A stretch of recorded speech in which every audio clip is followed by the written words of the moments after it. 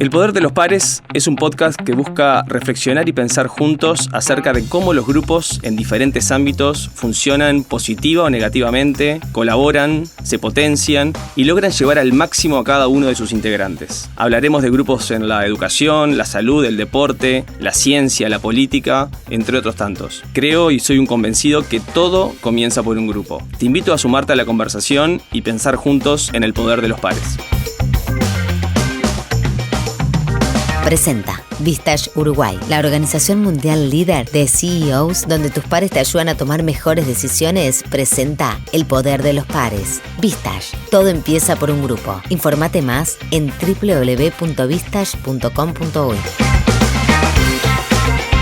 El Poder de los Pares, con Alejandro Laborde.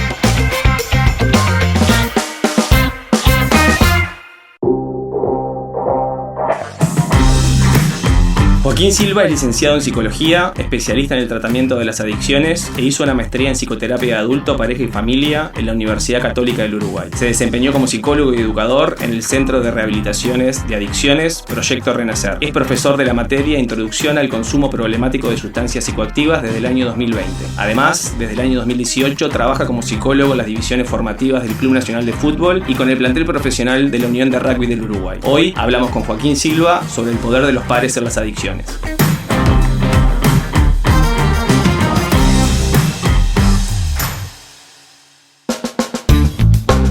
Bueno, Joaquín, buen día. Muchas gracias por sumarte a este espacio, a este podcast, El Poder de los Pares. Hoy nos toca hablar un poquito de adicciones.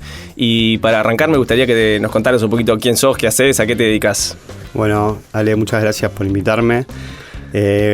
Soy licenciado en Psicología por la Universidad Católica. Ahí también hice una maestría en Psicoterapia, que ese es como mi trabajo principal, por decirlo de alguna manera. Tengo un consultorio en Carrasco, una clínica, se llama Centro Médico Carrasco. Ahí atiendo pacientes particulares.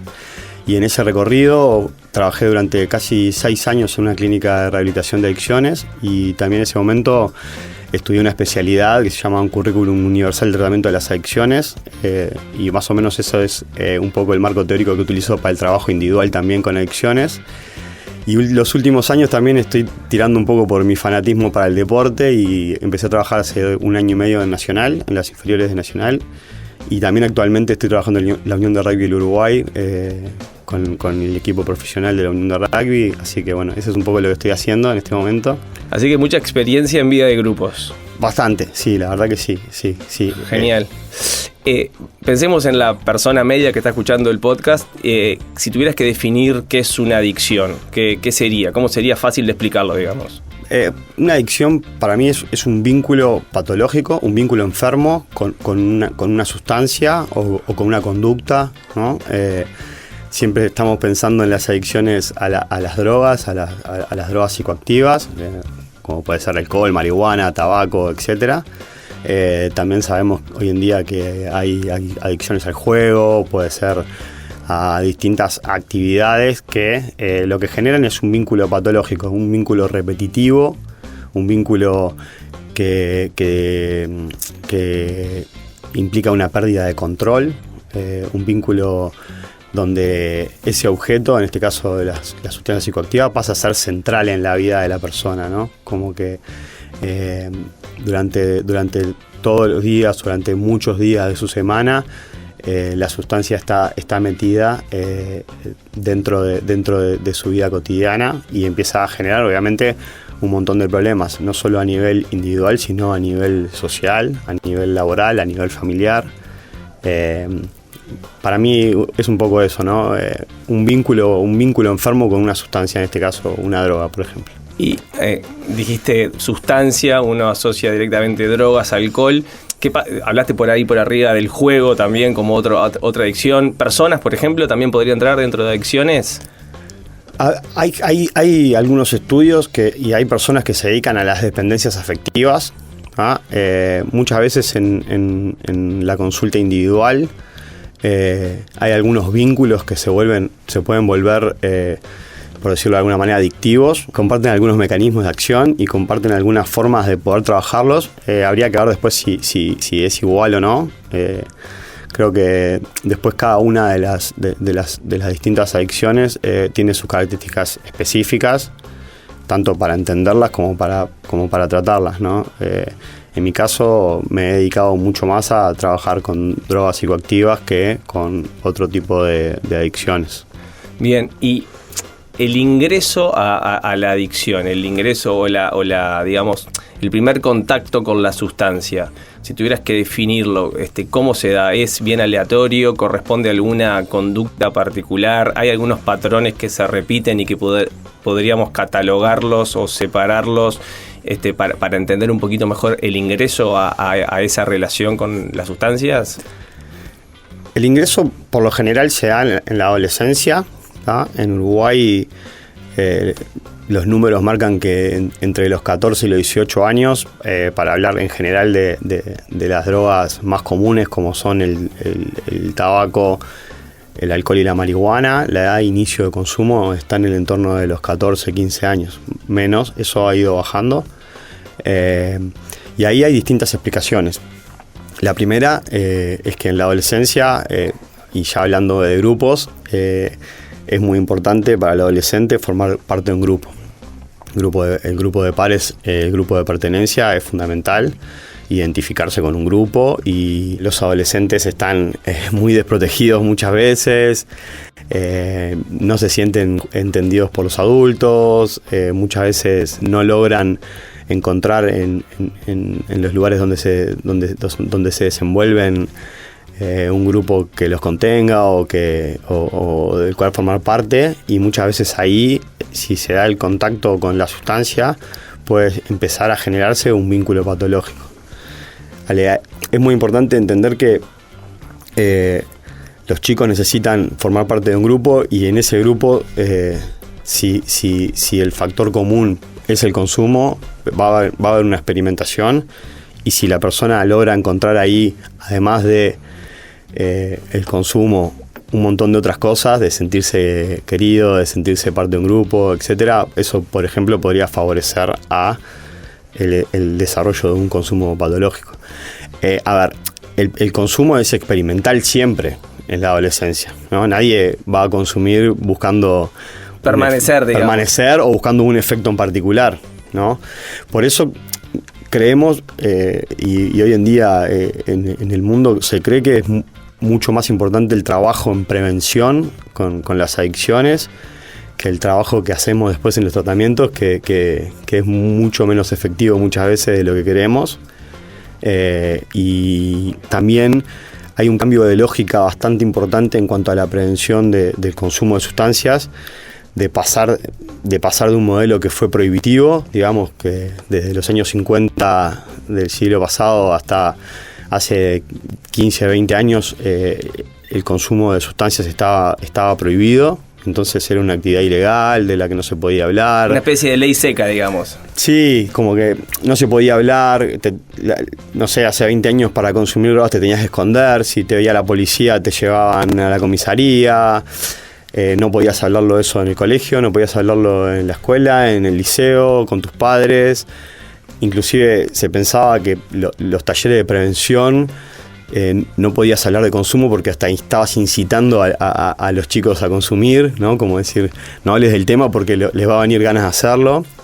Y por suerte, hace ya bastantes años, un montón de gente empezó a darse cuenta de que obviamente se gastaba mucha plata en prevención de consumo, pero los números seguían creciendo o se mantenían estables. Entonces empezaban a cambiar un poco los patrones de consumo. ¿Ah? Hoy sabemos que es muy importante tratar de retrasar la edad de inicio de consumo de sustancias psicoactivas por el daño que implica cerebralmente. ¿Ah? Hoy también sabemos que un cerebro de una persona se termina de desarrollar a los 21 años o hasta los 23, algunos estudios, y las sustancias psicoactivas obviamente provocan daños a nivel cerebral que muchas veces pueden ser irreparables. Entonces yo siempre le explicaba, cuando daba taller de prevención en un colegio, les explicábamos que una plantita chiquita la ibas a regar con poquita agua y no le ibas a tirar 5 litros de agua arriba porque se iba a morir, ¿no? Y esto es un poco una metáfora de lo que significa para un cerebro de un niño de 14 años, de 15 años, consumir, no sé, medio litro de Fernet o no sé, 2 litros de cerveza, etcétera, etcétera, o marihuana o otras drogas también, que realmente provocan un daño y a veces un daño que es irreparable, ¿no? Sobre todo a nivel de control de impulsos, a nivel de empatía, todas características que después cuando ves para atrás, cuando llega una persona al consultorio o a una clínica con un trastorno por consumo de sustancias, ves que se repiten, ¿no? Que la dificultad de ponerse en el lugar del otro, la dificultad de tomar decisiones a mediano y a largo plazo. Capaz que eso lo vamos a tocar ahora en un ratito cuando hablemos un poco más de la fase ya de tratamientos, ¿no? Pero sí, la adolescencia es como la edad crítica. Por eso lo importante creo que es meter mucha prevención ahí. Y una cosa que para cerrar el tema de la prevención que me parece súper importante es que hoy lo que se busca es psicoeducar mucho más con respecto al consumo. Sabemos que casi entre el 80 y el 90% de los chicos van a consumir alcohol, van a consumir tabaco, seguramente vayan a consumir marihuana, o sea, lo van a hacer, lo van a probar. No todos, ni la mayoría van a tener un consumo problemático, pero está bueno adelantarnos a eso y decirle, che, va a pasar esto, ¿no? El año que viene o este año vas a tener una fiesta, va a haber alcohol, tiene estos efectos, trata de hacer estas cosas, un poco de reducción de daños, pero también un poco de conciencia de lo que significa para la persona en ese momento de su vida el consumo, y bueno, intentar de esa manera ver si hay un consumo un poquito más responsable, pero no le podemos pedir responsabilidad a chicos de 14, 15 años, entonces bueno, está ahí un poco también la tarea de los adultos de estar más cerca y de poder acompañarlos en ese momento. Esto de que hablas de la prevención me lleva a un punto que es, y para empezar a meternos en la parte más grupal, es cierto que cuando vos hablas de prevención tiene la componente de poner el tema arriba de la mesa y empezar a generar conciencia. También me lleva a pensar que quizás para muchos más ingenuos, más ausentes o más que están por fuera, es el enterarse de algo que hasta ese momento no se enteraban. Y también es una oportunidad para los que están más adelantados o los más pícaros o los más, no sé cuál es la palabra técnica para decirlo, para ganar adeptos. ¿Cómo en esas charlas de prevención se empiezan a detectar estas cuestiones que tienen que ver con prevenir por un lado, pero por otro lado que no sea un momento de reclutamiento, por decirlo de alguna manera, en el grupo que está más adelantado y que invite a otros a decir, dale, vení y probá que esto está buenísimo? Bien, varias cosas con respecto a eso. Creemos que puede ser parte de un mito que alguien esté como reclutando gente para consumir, digamos, ¿no? Como decir, se puede dar, obviamente, puede ser que uno de la barra tiene un hermano más grande que consume y consiguió y dice, che, vamos a experimentar, pero no es que está buscando gente para decir, bueno, vamos a hacer esto, cuanto más seamos mejor. Eso por un lado. Después, por otro, está en la psicoeducación no solo de los chicos, sino de los educadores, de los padres, de estar cercanos, de poder hablar del tema con sentido. No decir, las drogas son malas, o te pueden matar, o mirá cómo terminó tal, o mirá el otro, sino poder realmente hacer un trabajo sistemático con ellos. Muchas veces lo que pasa en las organizaciones y los colegios, y son organizaciones, pero también, no sé, en el mundo empresarial, etcétera, es que traemos a una persona a hablar de, por ejemplo, temas de liderazgo, viene, da una charla y se va, y eso, algún manija mantiene o busca un poco más y trata de seguir, pero la mayoría de eso se pierde, por más que sea el mejor conferencista del mundo, si no es un trabajo sistemático donde... Son esas charlas, como yo las llamo aspirineta, que vas, das una cosa y si no tiene la constancia más vitamínica, por decirlo de alguna manera, se pierde a lo largo del tiempo. Es que muchas veces lo hacemos para quedarnos tranquilos nosotros, es como decir, no sé, o como padres mandamos a los chicos a un taller de prevención. Cumplí. Me quedo tranquilo, pero después en el día a día obviamente me voy consumiendo porque consumimos, en Uruguay los adultos consumimos alcohol muchísimo y nos ven consumiendo, nuestros hijos, fumamos tabaco muchísimo y nos ven fumando, y a veces es eso, como la diferencia entre lo sistemático y poder hablar de determinadas cosas contra el hecho de que venga una persona un día que no te conoce, sobre todo en la adolescencia. Pensá que que es muy difícil llegarle a un chico de la nada, un día, entrar a un colegio, venir, sos un adulto, sos parte del mundo de los adultos, venís a convencerme de algo que no.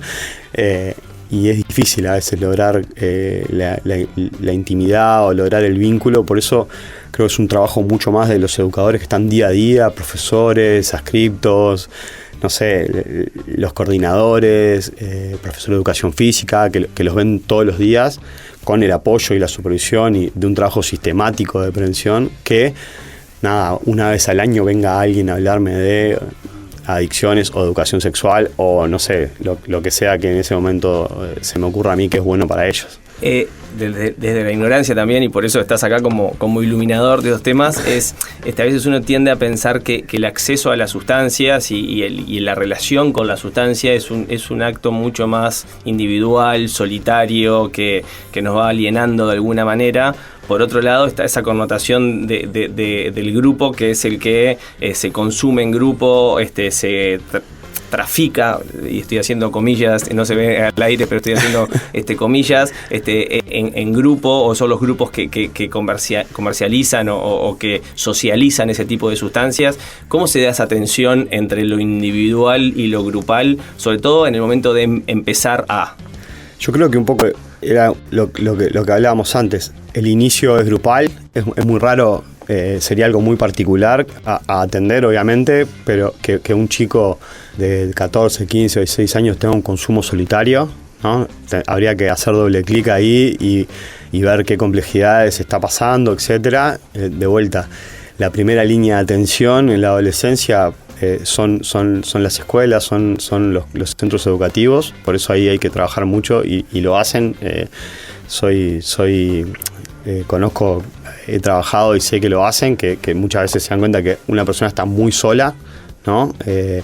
Pero en general es a nivel grupal, ¿no? En general el consumo en la adolescencia, todo en la adolescencia es a nivel grupal, ¿no? Cuando un adolescente está solo, hay que ponerle atención ahí porque está pasándola mal, digamos, está sufriendo. Ahora hubo una campaña muy fuerte, por ejemplo, con respecto al bullying, ¿no? Y una de las recomendaciones es decir, que no haya ningún chico solo en un colegio, ¿no? Hablábamos el otro día con Juan Pablo Civils, con el Chopo, el capítulo de adolescencia, digamos, claro. Este tipo de cosas, digamos, está cómo se dan muchos fenómenos grupales y cómo hay que estar atento también a los actos más individuales o las situaciones más individuales que se dan, porque la adolescencia per se es un proceso de grupalidad, digamos. Exacto. Eso es la definición. Entonces, el consumo inmerso en la adolescencia va a ser grupal, ¿no? Va a ser grupal y ahí se van a dar un millón de dinámicas grupales que son muy parecidas quizás a las que se dan también en grupos de adultos o adolescentes, o organizaciones o de equipos deportivos donde hay un líder, donde hay 2 o 3 que lo siguen, donde hay algunos que a veces pueden poner algún límite y capaz que son expulsados del grupo o se sienten incómodos. Algunos con más personalidad podrán decir, esto no está bueno, ¿no? Como que ahí hay un capítulo donde hoy los psicólogos, y lo sé que hay Chopo, Lorena Stefanel, Alejandro Barbieri, están trabajando mucho en la gestión emocional en la adolescencia y antes también. Muchos colegios ya tienen programas sistemáticos donde trabajan ese tipo de habilidades para justamente eso, tener adolescentes más fuertes que puedan poner un freno en algún momento, que puedan, no sé, construir autoestimas más fuertes, que no dependan tanto del otro. Igual va a depender por lo que hablamos de la adolescencia, pero sí que puedan tener salidas más rápidas de lugares donde se están sintiendo mal, ¿no? Ahora nos vamos a meter en esto de los procesos más de toma de conciencia, de sanación, curación y salida, pero no quiero dejar de hacerte esta pregunta que tiene que ver con qué pasa con el mundo de los adultos. Hablaste mucho del mundo de los adultos, sobre todo de los profesores, pero el nivel primero de contención que tiene un adolescente o contacto de su familia también muchas veces. Entonces, ¿qué cosas o qué tiene que suceder o no suceder en la familia cuando un padre, una madre es consciente de que su hijo o toma conciencia o se entera o le avisan que su hijo está en un proceso de adicción o que está probando sustancias o que está recurrentemente terminando borracho todos los fines de semana, por ejemplo? Bueno, yo iría un paso antes de tu pregunta, que es buenísima, y es: ¿qué pasa que a veces nos avisan que nuestro hijo se está emborrachando todos los fines de semana y capaz que ni me enteré, ¿no? Yo creo que estamos en un momento de transición igual. No sé, yo estoy rozando los 40 y estamos en un momento que con nuestros hijos estamos buscando hablar muchísimo más de muchísimas cosas. Eso obviamente no es culpa de nuestros padres, sino también cómo los educaron a ellos y cómo va cambiando la historia, el acceso a la información que tenemos. Hoy sabemos que hay que hablar mucho más, que hay que validar mucho más las emociones, ¿no? Venimos en el Uruguay de un modelo de, sobre todo los hombres no lloran, las mujeres hacen determinadas cosas, los padres no te hablaban, no te preguntaban cómo estabas, te tenía que ir bien en el colegio, tenías que llegar en hora, ¿no? Obviamente estamos en un momento de transición y eso creo que yo me imagino con optimismo el futuro en el sentido de que, no sé, pienso siempre que mi hijo probablemente, obviamente, va a consumir alguna sustancia psicoactiva y yo voy a estar cerca, digamos, como que no va a pasar que alguien me llame y me diga: che, tu hijo hace 6 meses que no viene al colegio, o tu hijo hace 6 viernes que termina borracho en la casa de un amigo y yo no me enteré. Como que en ese sentido tenemos un rol para cumplir previo, ¿no? Por eso digo que es tan importante la prevención, y después vas a ver por qué. El tratamiento de las adicciones es muy poco eficaz en general, ¿no? Los porcentajes de recuperación son bajos, entonces por eso hay que poner como muchísima energía en la prevención, y obviamente los adultos, los padres, tenemos muchísimo para hacer ahí, para que justamente capaz que no nos pase eso que vos preguntabas, ¿sale? ¿No? Como decir, que alguien te tenga que avisar que tu hijo está haciendo determinadas cosas que son muy malas para él, y vos capaz que no te diste cuenta o no las viste o no pudiste estar cerca de él para preguntarle qué le pasa o cómo anda o en qué anda, ¿no? Como que tenemos que tener un rol mucho más cercano, me parece.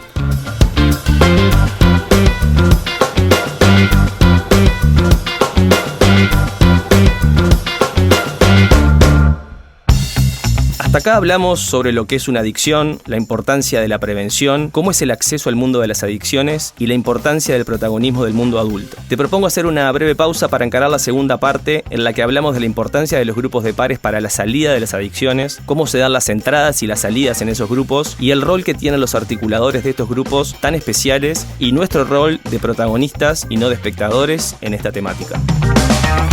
Presentó Vistage Uruguay, la organización mundial líder de CEOs donde tus pares te ayudan a tomar mejores decisiones. Presenta El Poder de los Pares. Vistage, todo empieza por un grupo. Informate más en www.vistage.com.uy. El Poder de los Pares, con Alejandro Laborde.